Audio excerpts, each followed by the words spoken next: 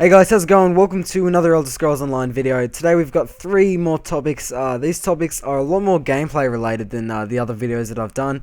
If you haven't seen those other ones, I'll have a playlist link in the description if you want to check it out.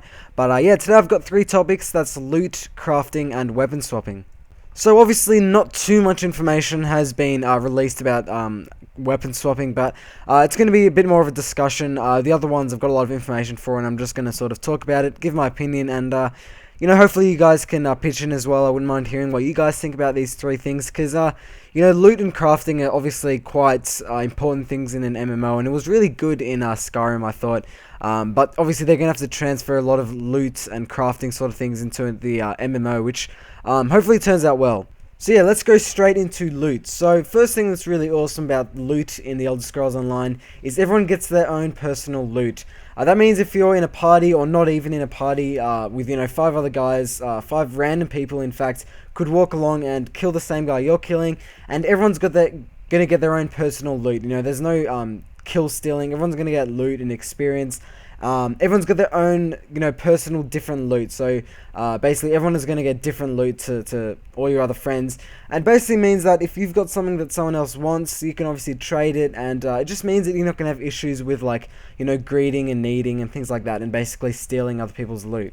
So yeah, anyone who participates in a fight will get some degree of loot. Obviously, if you come and don't do enough damage, I think there's a certain amount of damage you need to do to be able to get loot. If you only do 10 damage or whatever the case may be, you probably won't get loot. But if you obviously do a substantial amount of damage and help out with the party, even if I think you heal someone who's attacking a monster, you'll still get loot for it. So it's really evenly shared out.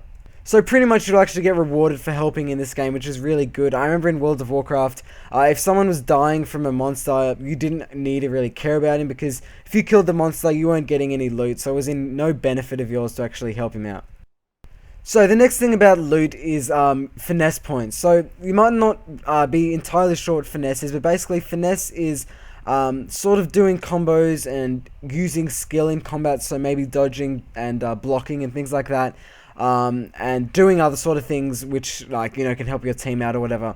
So the more finesse you actually, the more finesse points you get, the better loot you'll get. So you'll get a separate little finesse reward loot sort of spot that will give you your own little finesse loot. So obviously, if you're more skilled during combat, you use, more skill, I suppose, dodging and stuff like that, you'll get better loot. So it basically means that you can't just sit there doing, boring attacks, and, not moving around and stuff like that.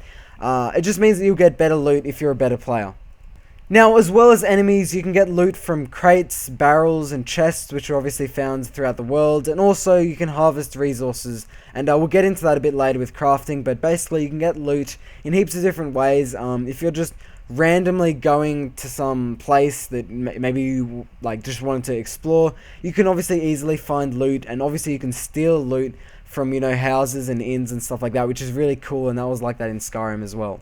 And obviously, the loot that you get can work both for PvE and PvE. There's no specific PvP gear or PvE gear. You can get loot from PvP if you love PvP. There's heaps of different ways you can get loot in PvP. But to get the best gear, I'm pretty sure you'll have to do a bit of a mixture between the two. So that's basically it for loot, guys. For me, I'm really happy with the way they've done loot. It seems like it's a lot more sort of social, and it really benefits people who like to explore. It's also really fair, and really it just benefits players who are going to get involved with a random fight. Instead of other games where you might just walk past someone who's getting, about to get killed by a monster, you could actually help out and get loot for it. So I really like that about the Elder Scrolls Online. It really promotes that sort of team play. Alright, so the next topic is weapon swapping. Now, there hasn't, once again, been too much information about this, but I thought I'd just briefly touch on it, and hopefully you guys can give me what you think about it as well.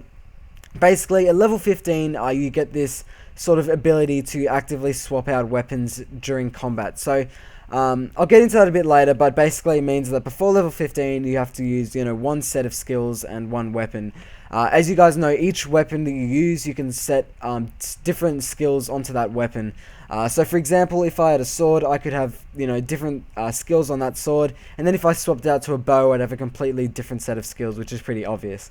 So yeah, you can basically swap out weapons mid-combat, and that's including the set of skills that are on that weapon. Now, weapon swapping costs a little bit of stamina and magicka, so you can't just keep on spamming it.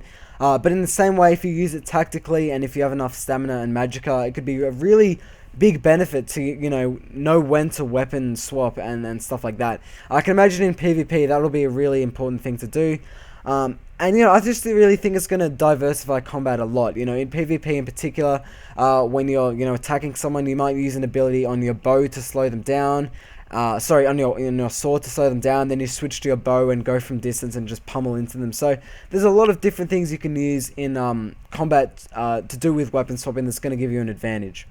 So the last topic I wanted to discuss was crafting. Now, crafting is very similar to Skyrim, but it's just a little bit more sort of exploration driven and sort of MMO driven. So pretty much there's 5 different craft skills which will be available at launch. That's the Provisioner, which I'm pretty sure is just like cooking, Weaponsmith, Armorer, Alchemist, and Enchanter.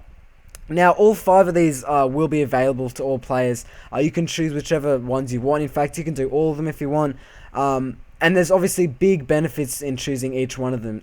So crafting is very important in getting the best sort of equipment as possible. Things like Weaponsmith and Armory is very important for obviously getting the best gear and the best sort of weapons in the game. So you can get craftable items by enemy drops, obviously just killing enemies and looting them. Objects around the world, so things like mines and saplings, and I'm sure there'll be heaps of other things. You can obviously steal items, which I mentioned before, and also obviously other players which have gotten items around the world, they can sell it to you. So there's a lot of economic and sort of mechanical, I suppose you could say, importance of crafting, and obviously it will remain very important at endgame. So obviously the reasons for crafting is not only, to upgrade your armor and things like that, but obviously you can get a lot of money out of it. Now, another really awesome thing about crafting is you'll be able to make really good endgame items. So, obviously, at endgame, crafting will be a very important thing still.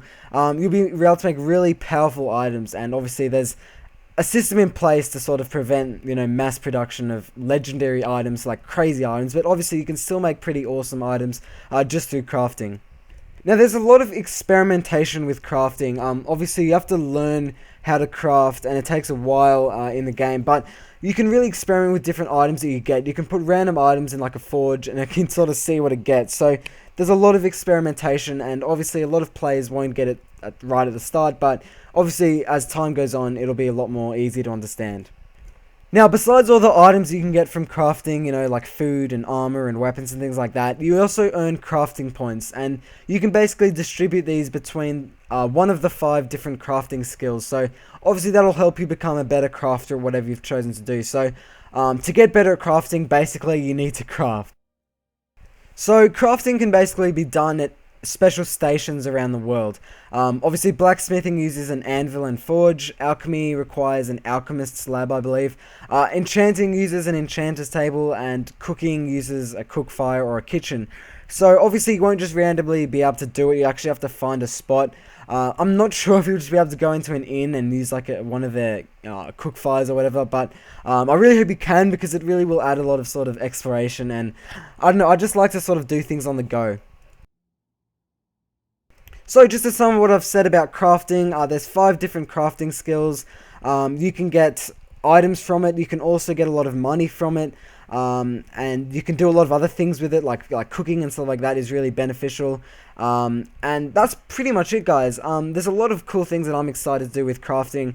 But let me know what you guys think. Leave a comment on what you're excited for in terms of crafting and obviously weapon swapping and loot. So let me know what you guys think, and thanks for watching, and I'll see you guys later.